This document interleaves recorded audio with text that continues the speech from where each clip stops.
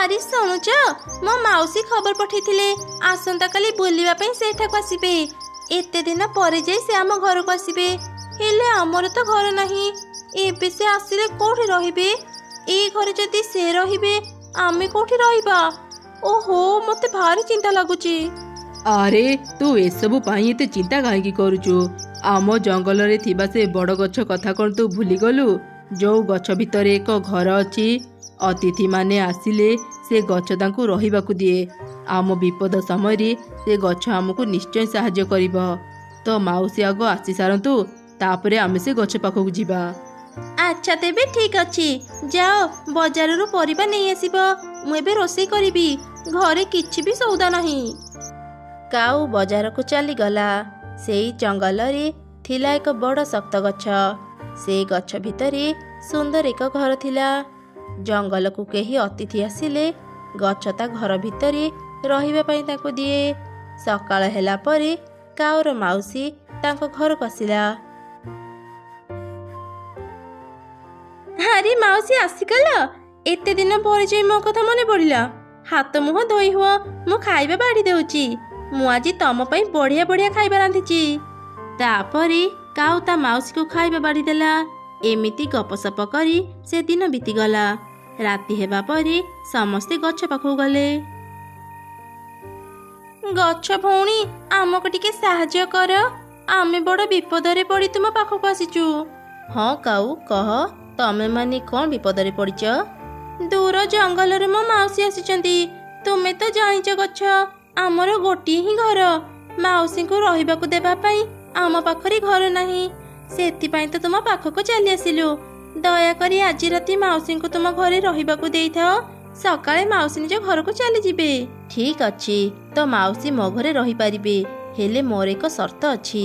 ତ ମାଉସୀ ଯେତେବେଳେ ମୋ ଘର ଛାଡ଼ିବେ ଘରକୁ ଭଲ ଭାବରେ ପରିଷ୍କାର କରିଦେବେ।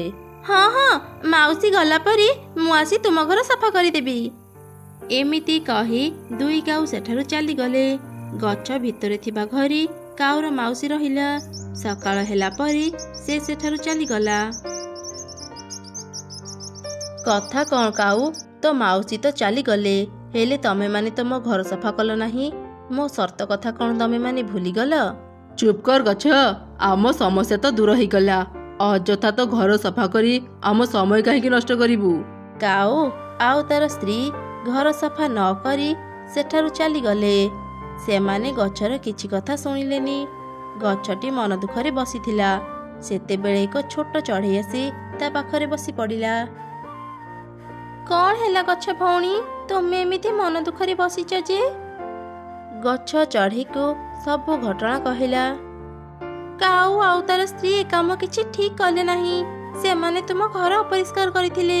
ସେମାନେ ହିଁ ତୁମ ଘରକୁ ପରିଷ୍କାର କରିବା କଥା। ହେଲେ ତୁମେ ଚିନ୍ତା କରନି, ମୁଁ ତୁମ ଘରକୁ ସଫା କରିଦେବି।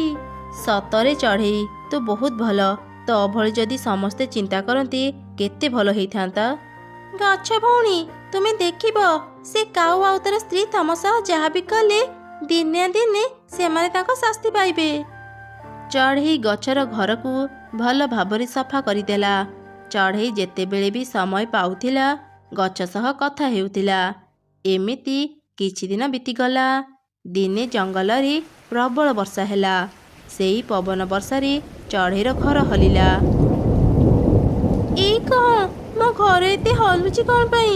ଲାଗୁଛି ଏ ଘର ଏବେ ଭାଙ୍ଗିଯିବ। ମୁଁ ଶୀଘ୍ର ଘରୁ ବାହାରି ଯାଏ। ଏମିତି କହି ଚଢ଼େଇ ଘରୁ ବାହାରି ଆସିଲା। ସଙ୍ଗେ ସଙ୍ଗେ ହିଁ ତା ଘର ଭାଙ୍ଗିଗଲା। ଆଶ୍ରୟ ନେବା ପାଇଁ ସେ ବଡ଼ ଗଛ ପାଖକୁ ଗଲା। ଗଛ ଭଉଣୀ, ଆଜି ରାତି ମୋତେ ତୁମ ଘରେ ଆଶ୍ରୟ ଦେଇଥାଅ। ଏଇ ଝଡ଼ ବର୍ଷାରେ ମୋ ଘର ଭାଙ୍ଗିଗଲା। ସକାଳେ ମୁଁ ଆଉ ଏକ ଘର ତିଆରି କରିବା ପାଇଁ ବ୍ୟବସ୍ଥା କରିବି। ଚଢ଼େଇ, ବର୍ଷାରେ ଭିଜନି। ତୁ ଶୀଘ୍ର ମୋ ଘର ଭିତରକୁ ଚାଲିଆ। ତୁ ଜମା ବି ଚିନ୍ତା କରନି। ବର୍ଷା ଛାଡ଼ିବା ଯାଏଁ ତୁ ଆରାମରେ ମୋ ଘରେ ରହିପାରିବୁ। ତାପରେ ଚଢ଼େଇ ଗଛ ଭିତରେ ଥିବା ଘରକୁ ଚାଲିଗଲା। ସେପଟେ ବର୍ଷା ଟିକେ ବି କମୁ ନଥିଲା। ସେଇ ଝଡ଼ ବର୍ଷାରେ ଅନେକ ଚଢ଼େଇଙ୍କ ଘର ଭାଙ୍ଗିଗଲା। ପବନ ବର୍ଷା ଯୋଗୁଁ କାଉମାନଙ୍କ ଘର ବି ଭାଙ୍ଗିଗଲା। ଆରେ ଦେଖ ନା, ଝଡ଼ ବର୍ଷାରେ ଆମ ଘର ଭାଙ୍ଗିଗଲା।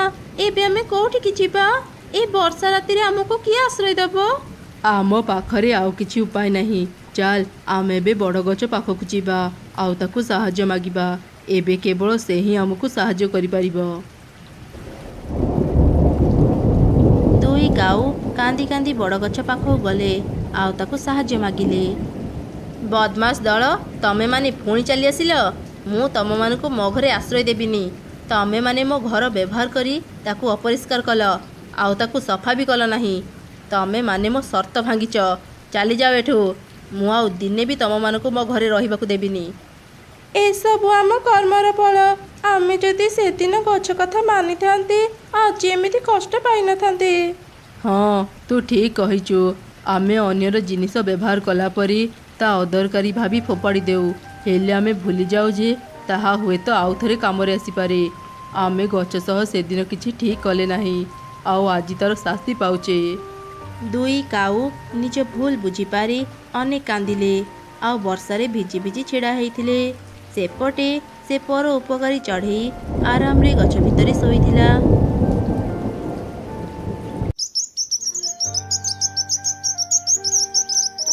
सत कहते चढ़ई भौणी, तुमे अंडा देइच।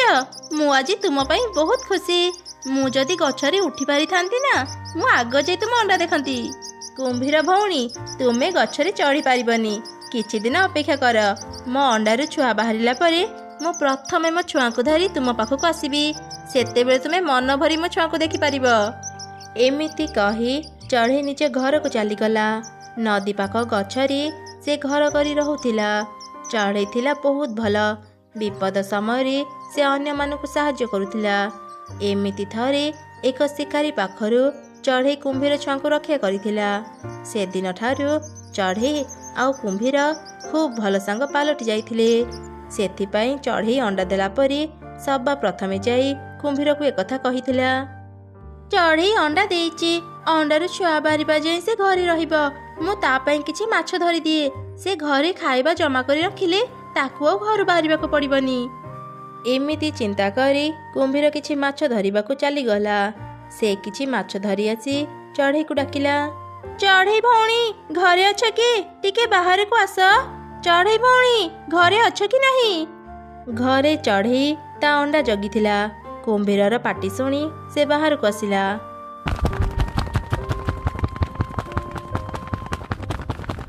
ए कौन कुंभीर भौणी, एते गुड़े माछ? ए माछ सब काहे आनिच? कथा कौन कि चढ़ई भौणी, तुमे एबे अंडारे जत्न नेब। किछि दिन तुमे एबे घर बाहरी पारिबनी। सेथिपाई मु ए सब माछ तुम पई आनी देइची। ए माछ नै घरे रख। तुमे आउ बाहर को खाइबा खोजिया पे जीवनी। जेते बेले भोक लागिब तुमे खाइबा खाइ नेब। सतरे तुमे मो सांग नुह, तुमे मो बड़ भौणी परी। बड़ भौणी जेमिति सान भौणीर जत्न निए तुमे ठीक सेमिति मो जत्न नेउच।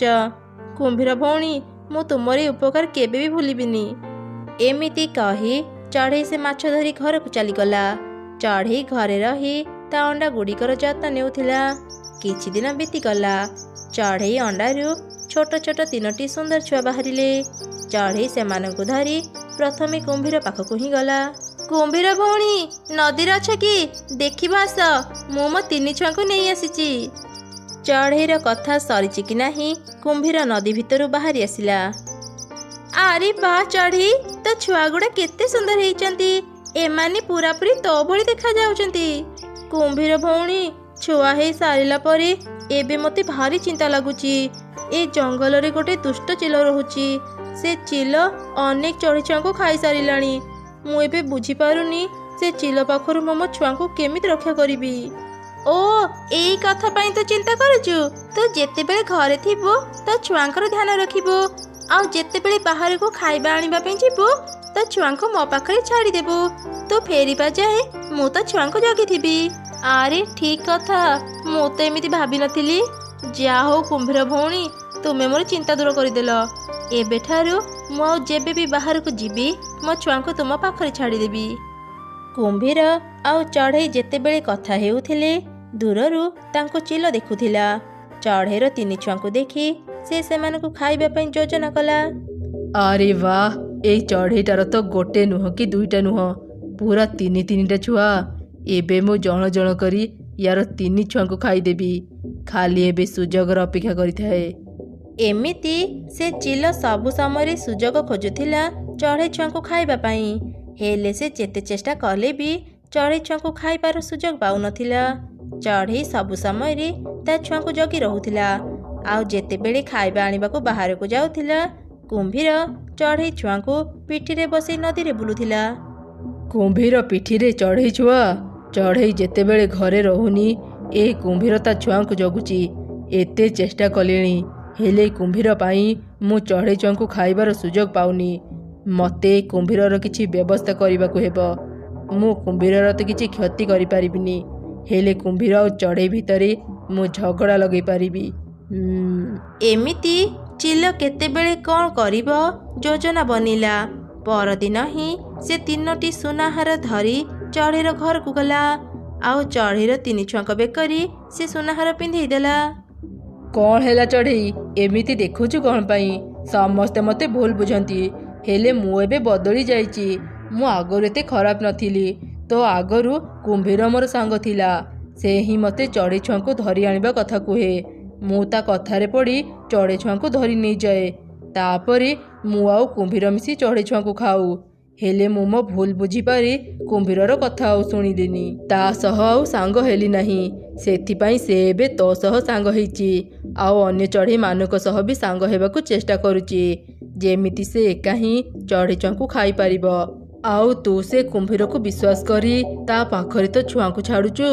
ମୁଁ ଆଗରୁ ଯେଉଁ ଭୁଲ କରିଥିଲି, ସେଥିପାଇଁ ଏବେ ଯାହାର ବି ଛୁଆ ହେଉଛି, ମୁଁ ତାଙ୍କ ଘରକୁ ଯାଇ ସେ ଛୁଆଙ୍କୁ ସୁନାହାର ଦେଇ ମୁଁ ତାଙ୍କୁ କ୍ଷମା ମାଗୁଛି। ଆଜି ମୁଁ ସେଥିପାଇଁ ତ ପାଖକୁ ଆସିଥିଲି। ମୁଁ ଏବେ ଯାଉଛି ଚଢ଼େଇ। ଏମିତି ମିଛ ନାଟକ କରି ଚିଲ ସେଠାରୁ ଚାଲିଗଲା। ଚଢ଼େଇ କୁମ୍ଭୀରକୁ ସନ୍ଦେହ କରିବା ଆରମ୍ଭ କଲା। ଦିନେ ସେ ଘରେ ନଥିଲା।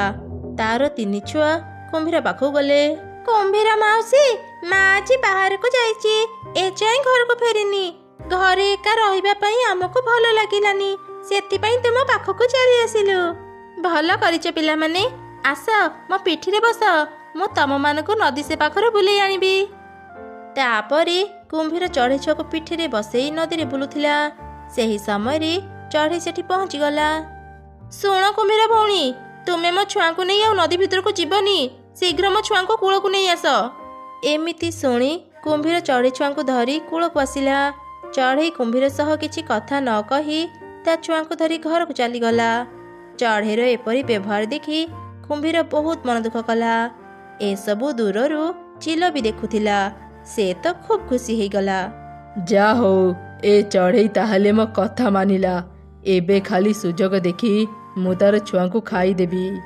ଏମିତି ଚିଲ ସୁଯୋଗ ଖୋଜିଲା। ଚଢ଼େଇ ଆଉ କୁମ୍ଭୀର ପାଖରେ ତା ଛୁଆଙ୍କୁ ଛାଡ଼ି ବାହାରକୁ ଗଲା ନାହିଁ।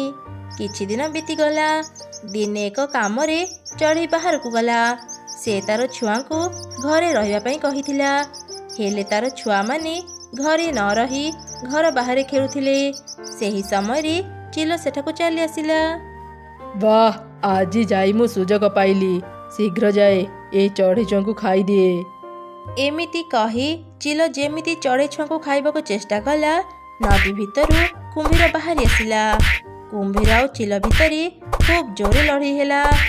ସେତେବେଳେ ଚଢ଼େଇ ବି ସେଠି ପହଞ୍ଚିଗଲା। କୁମ୍ଭୀର ଚିଲକୁ କାମୁଡ଼ି କାମୁଡ଼ି ଏକାଥରକେ ମାରିଦେଲା। ମା, ତୁମେ ଆସିଗଲ? ଜାଣିଛ, ଏ ଚିଲ ଆମକୁ ଖାଇବା ପାଇଁ ଚେଷ୍ଟା କରୁଥିଲା।